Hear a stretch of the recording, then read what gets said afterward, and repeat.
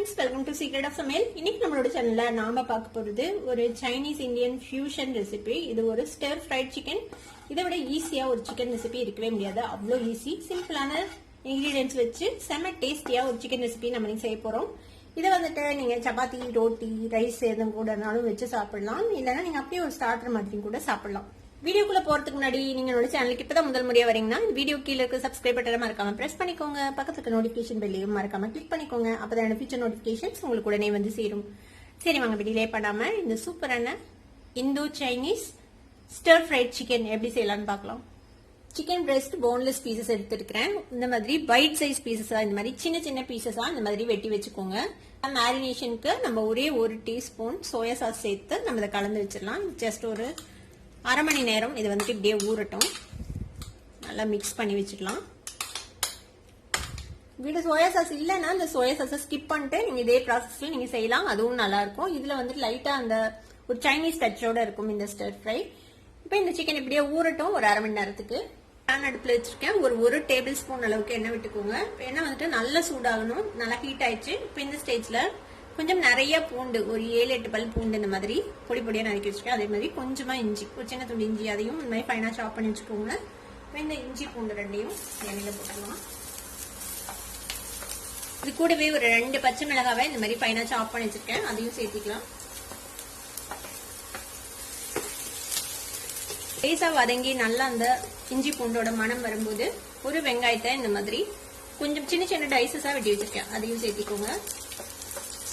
ரொம்ப பொடியா நறுக்க வேண்டாம். இந்த வெங்காயம் வந்து வாய்க்கு கடிப்படும் போது நல்லா இருக்கும். சிக்கனோடு சேர்ந்து இதையும் லேசா வதக்கி வச்சுக்கலாம்.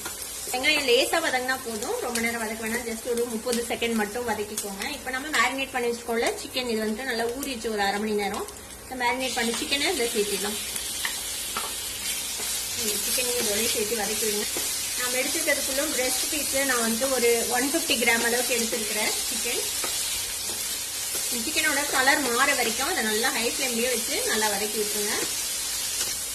இப்போ பாருங்க, சிக்கன் வந்துட்டு ஒயிட்டா மாறிடுச்சு. இப்போ இதெல்லாம் நம்ம மசாலா சேர்த்த போறோம். நம்ம வந்துட்டு கொஞ்சமா மஞ்சள் பொடி எடுத்து வச்சுருக்கேன். ஒரு அரை டீஸ்பூன் கரம் மசாலா பொடி, அரை டீஸ்பூன் மிளகா பொடி. மிளகா பொடி வந்துட்டு உங்களோட காரத்துக்கு தேவையான அளவுக்கு சேர்த்துக்கலாம். மிளகா பொடி வேணாம் அப்படின்னு நினைச்சீங்கன்னா அது பதிலாக நீங்க பெப்பர் கூட சேர்த்துக்கலாம். இது இதோட சேர்த்து நல்லா மிக்ஸ் பண்ணி விட்டுலாம். நம்ம சோயா சாஸ் விட்டு மேரினேட் பண்ணோம், அதுல கொஞ்சமா உப்பு இருக்கும். கொஞ்சமா நம்ம உப்பு சேர்த்திக்கலாம். உப்பு பார்த்து சேர்த்திக்கோங்க. சோயா சாஸ் போட்டீங்கன்னா அதுல உப்பு கண்டிப்பா இருக்கும், கம்மியா போட்டுக்கோங்க. இதையும் சேர்த்து நல்லா மிக்ஸ் பண்ணி விட்டுலாம். இப்போ இது கூட நான் வந்துட்டு ஒரு பாதி தக்காளிய விதையெல்லாம் நீக்கிட்டு வெறும் அந்த சத பகுதியை மட்டும் இந்த மாதிரி டைசஸா நறுக்கி வச்சிருக்கேன். அதையும் சேர்த்திக்கலாம். இதையும் இதோட சேர்த்து நல்லா வதக்கி விட்டுருங்க. இந்த தக்காளியும் சிக்கன் வந்துட்டு வேகணும்ல. இப்போ மூடி போட்டு நம்ம ஒரு மீடியம் ஃபிளேம்ல வச்சு ஒரு 10 நிமிஷம் வேக விடலாம். இடையில வந்துட்டு பரட்டி விடுங்க.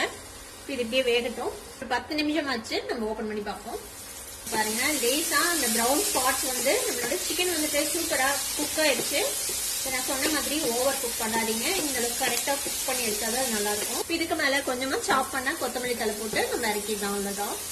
ஃப்ரைட் சிக்கன் ரெடி ஆயிடுச்சு.